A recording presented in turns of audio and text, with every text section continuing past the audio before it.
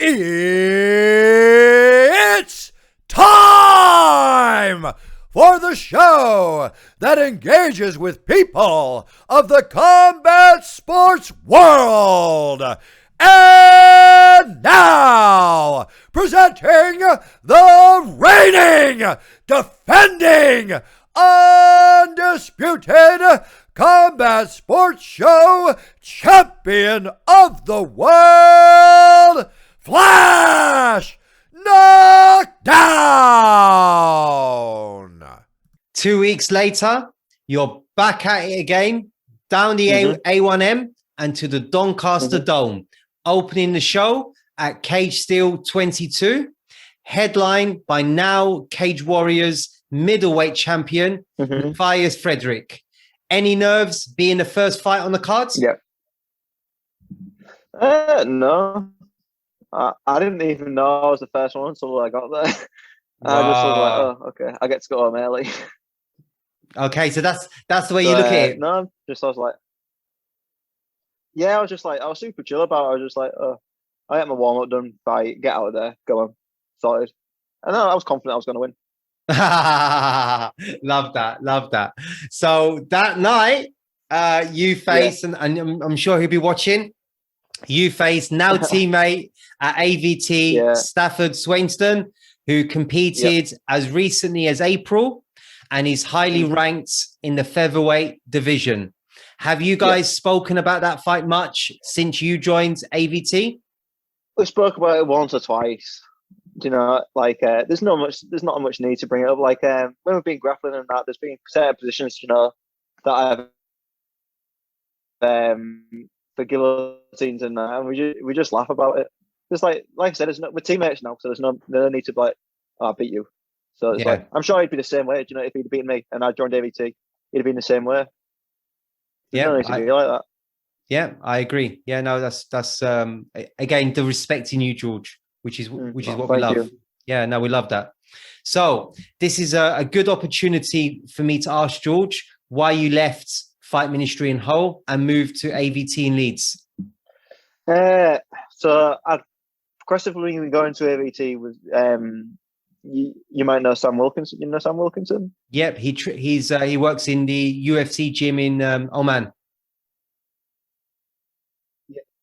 Yeah, he was going. This is going back quite a while. He was at AVT, obviously under Danny's wing.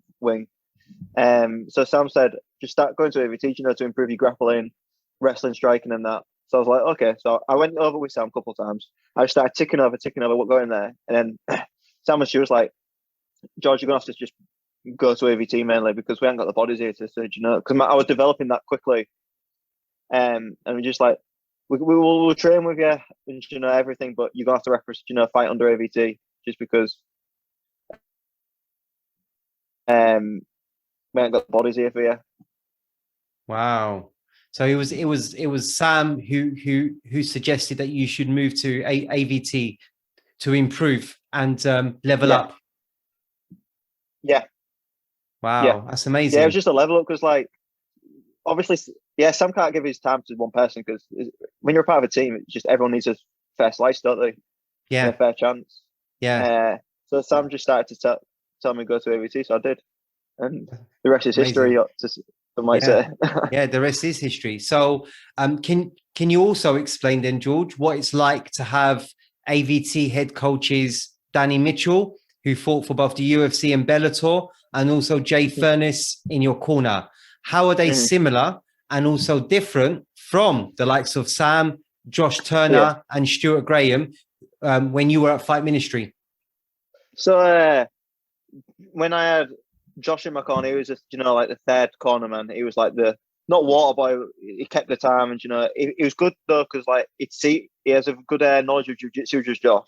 Yeah, he's a purple belt, like, isn't he? Yeah. So if he saw anything, he's always good in the corner because he'll pick up on things that, you know, Stu and Sam might not. So he's good to have in the corner. Stu keeps everyone really calm before the fights. He runs a good warm up. You know, makes good simulations. And Sam's just Sam. He's just like all over the place, but not in the same breath. and then Danny I ain't had Danny corner me yet, but obviously I do my camps with him and that. Jay did though, didn't he? Just, in your last fight. yeah, Jay's just super calm all the way through. Like I didn't have Stu in my corner last time because I think he was at a wedding. I'm pretty sure he was at a wedding. But Jay was just super calm. Like I just remember when I was on top of him in certain positions, she said Jay shouting certain things. I was just like, I did it, and it was like that worked really well. So a really good corner man. I ain't had Danny yet, but when I'm training with him and that, it's just a good voice, good person to have around because like his knowledge and input's brilliant, top notch. Yeah, and is he planning on who's going to be your corner in your first title defense? So I don't think Danny's coming to this one. Jay will be, Stu will be, and Sam will be back for that one. Sam's coming back to Hull. Wow.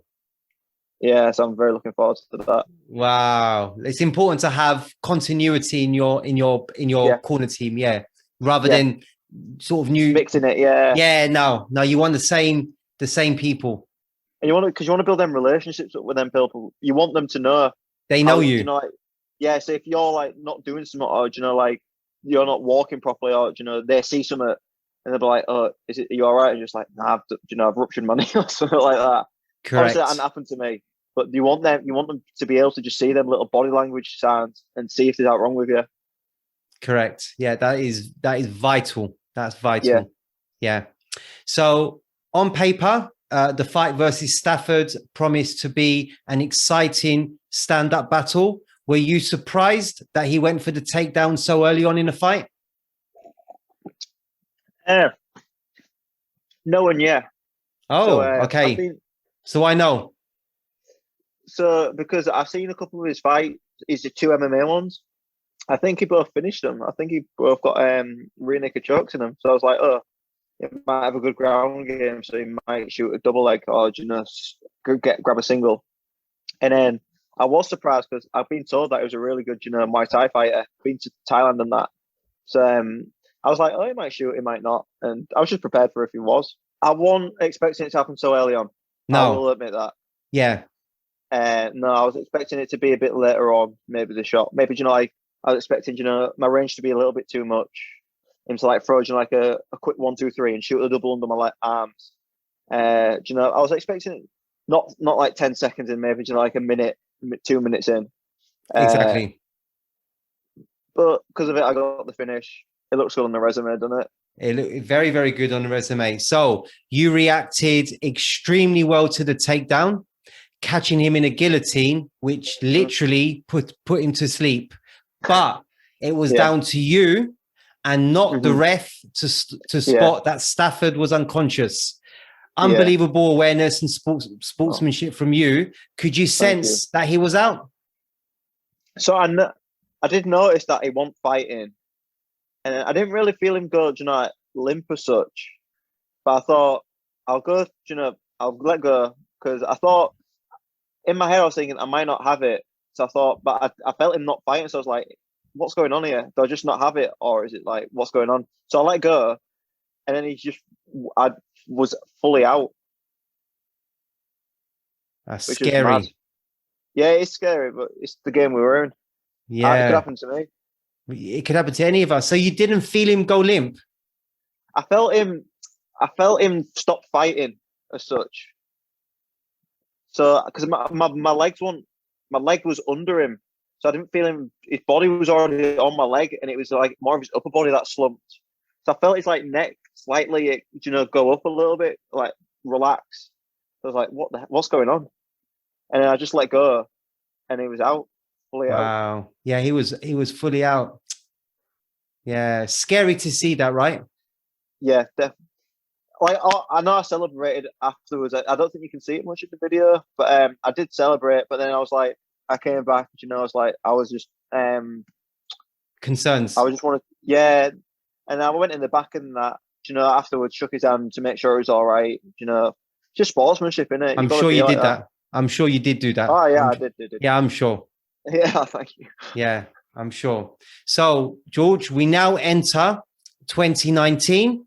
Would you say that was your best year, not only in MMA, but also in combat sports in general, as you picked up and defended a boxing title, won a gold medal at Empire Grappling, and gold at a wrestling tournament. Did I miss any other gold medal or belts? There might have been one other gold at Empire. Okay. One other, maybe. Right. Because you won it in the in August, right? I did one in April. after I fought Bartek as well. Yeah, I did one in April, and then I did one in August. Yeah, I did one in August as well. Yeah, and then you won the wrestling one in November. Yeah. Yes, just a couple of weeks before Marlon. That's right. Yeah, that's right. Yeah, so it was a fun year. Yeah, so it was a good year, wasn't it? 2019. I think I competed 10 times in total last year. I mean, yeah, 2019. Yeah, in all disciplines. Yeah, all of them combined, not just 10 individual ones. Yeah, and then contrast that to 2020. This is number one bullshit. Oh yeah, that's what was building up for 2020. We're gonna do we're gonna defend the belt, or to fight Dan. Yeah, which happens. Yeah, and then we're gonna have some K1 bouts, just to For my real? striking up. Yeah, we weren't gonna cut too much weight. It was gonna bash them out real quick. That's fucking illegal. And then fight in July, August time. Pick up maybe another belt. Maybe was hoping to get the CSFC one when I fought Kai In August. but that didn't happen. I wanted to do ADCC as well and doing some more wrestling competitions. Wow. Bad year.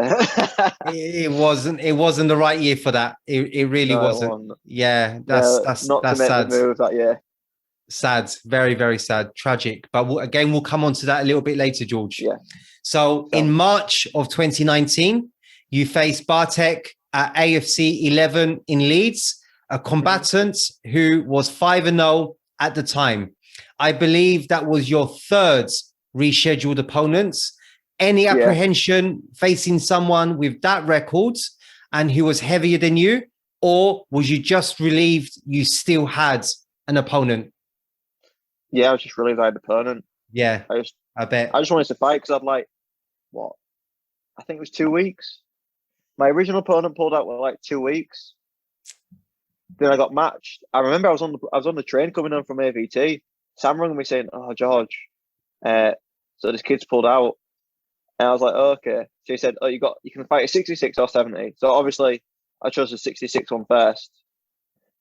Being a 66 kg fighter, I was like, "Oh, I'll take the 66 one." And so I was like, "Oh, okay, I'll get it for you." 3 days later, I'm pretty sure it was, he pulls out. So I'm like, "Oh, I'm gonna have to fight this kid at 70." And someone's like, "Oh, he's 5-0." I was just like, "Okay, I'll just fight him." I didn't really care. I saw a lot of holes in his game, to be fair. Wow. All right. Well, was dangerous, obviously bigger than me. I think you could see that in the. Sorry, what was that? No, go on. No, please go on. Yeah, I saw a lot of holes in his thing. Obviously, he was a bit bigger than me. That was the thing. As you can see in the video, it was a little bit bigger. That wouldn't bother me. I train with people who are bigger than me, so it's like, it's another day in the office, isn't it? Yep, it really is. So your fight with Bartek didn't take very long at all. You gave him no option but to tap after only 94 seconds. And yep. Was it that quick? It was that quick. It was that quick. I was counting. And yep, you guessed it, via guillotine. A real accomplished and mature performance. Just explain the kind of confidence a win like that brings, especially against someone with his resume. Yeah, I was 2-0 at the time. I beat someone who's 5-0. Yeah, it's a great feeling because obviously most people had me as the underdog. He's heavier, more what's the word? More accomplished, more more experienced. So a lot of people have had me as the underdog, and I was just happy. I thought it's one of my favorite fights as well in terms of, like you say, maturity. I thought I made some mature decisions, and I made some immature decisions, as you do, when you're learning. But I do like that fight. The only I did want a John Jones style walk off, Ray Johnson. And I didn't want that one for that. But what you did give us is an Alan Shearer celebration. Yeah. Yeah, you were running around the cage like that. Yeah, number one. Yeah, Alan Shearer. Yeah. I know he does that, but I didn't nick it. I didn't steal any inspiration. You sure? You from sure, that. mate? Because he's got That was completely OG George. really? Okay. Yeah. All right. I love that. George Shearer. Trademarks. George Shearer. That's your trademark, yeah? That's gonna be my trademark. Okay. As well as George Saint Staines. Yeah. I want to hear that, yeah, you know. I want to hear that. good. I want to hear that. Yeah. All right, lovely. I reckon that'll stick. Yeah.